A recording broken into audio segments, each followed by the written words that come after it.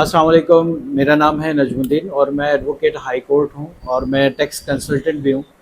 तो आज की जो हमारी वीडियो का टॉपिक है वो टॉपिक है कि हम जो एनटीएन अपना बनाते हैं उसके लिए क्या क्या रिक्वायरमेंट्स होती हैं और क्या प्रोसीजर होता है, इन चीज़ों को कैसे हम पूरा करते हैं।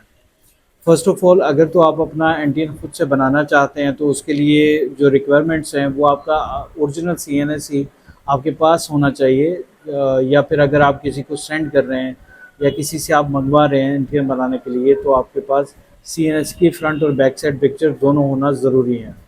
अच्छा, इसमें ज़रूरी क्यों है इसको मैं आगे जाके बताता हूँ। उसके अलावा आपके पास आपका आपका जो फ़ोन नंबर है वो आपके नाम पर रजिस्टर्ड होना चाहिए और सर्विस कौन सी है वो कन्वर्ट तो नहीं हुआ किसी दूसरे नेटवर्क पे, उसकी इन्फॉर्मेशन होना ज़रूरी है।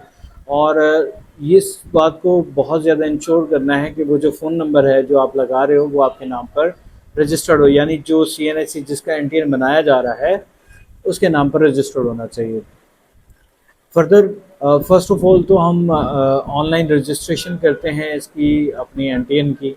उसके लिए हम एफबीआर की साइट पे जाते हैं। एफबीआर की मेन साइट पे जाने के बाद ऑनलाइन सर्विसेज में हम जो लॉगिन करते हैं, जिस पेज पे जाते हैं वो आयरस का पेज होता है। आयरस IRIS पे जाके हम अपनी न्यू रजिस्ट्रेशन को ओपन करते हैं।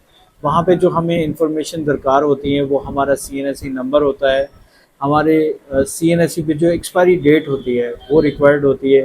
उसके बाद हमारा नाम जो एज़ पर CNSE है वो होता है। उसके बाद सेकंड पोर्शन जो होता है वो हमारे एड्रेस के हवाले से होता है कि जो हमारा रेजिडेंशियल एड्रेस है जहाँ पे हम करंटली रह रहे हैं वहाँ पे वो एड्रेस हमने पुट करना होता है। थर्ड थिंग ये होती है कि हमने जो अपना ईमेल है, जो हमारा पर्सनल ईमेल है वो, और हमारा फ़ोन नंबर जो हमारे नाम पर रजिस्टर्ड है वो वाला हमने पुट करना है वहाँ पे। जैसे ही हम इसको उस पोर्टल पे डाल देंगे तो हमें ओटीपी कोड मौसूल होंगे। एक होगा एसएमएस पे और एक होगा ईमेल पे। एक दोनों पे जो 6-6 हिस्सों के कोड होंगे वो दोनों डिफरेंट होंगे और विद इन टाइम यानी 4 मिनट का आपको टाइम मिलता है जिसमें आपको वो कोड जो है वो दोबारा उस पर लगाने हैं। जैसे ही आप उस पर कोड लगाएंगे तो आपको कंफर्मेशन पे ले जाएगा कि जी आप अपना पासवर्ड और पिन कोड वगैरह जो है वो सेट कर सकते हैं। अच्छा, जैसे ही हम अपना पिन और पासवर्ड सेट करते हैं तो इट मीन्स कि आप इनकम टैक्स में रजिस्टर्ड हो चुके हैं। नॉट ओनली मतलब सिर्फ इनकम में रजिस्टर्ड हुए हैं, उसके बाद आप सेल्स टैक्स में या किसी और रजिस्ट्रेशन अगर करना चाहते हैं उसके लिए फर्दर प्रोसेस होता है। तो ये जो रजिस्ट्रेशन है, जो मैंने जो प्रोसेस बताया आपको, ये इंडिविजुअल का है। इसमें पार्टनरशिप का और कंपनी का प्रोसीजर जो है हम बाद में डिस्कस करेंगे, फ़िलहाल इसी के ऊपर बात करते हैं। अच्छा, इनकम टैक्स में जब आप रजिस्टर्ड हो जाते हो उसके बाद फर्दर जो प्रोसीजर होता है वो आपको अपनी इनकम टैक्स रिटर्न फाइल करनी होती है। जैसे कि अभी जो मैं वीडियो बना रहा हूँ, ये इस वक्त जो टाइम है ये जनवरी मार्च का महीना है और 2026 है। तो इसमें जो आप टैक्स रिटर्न फाइल करोगे वो 2026 की फाइल करोगे और इसका एक सरचार्ज चालान भी होगा क्योंकि अभी ड्यू डेट नहीं है 2026 की टैक्स रिटर्न की।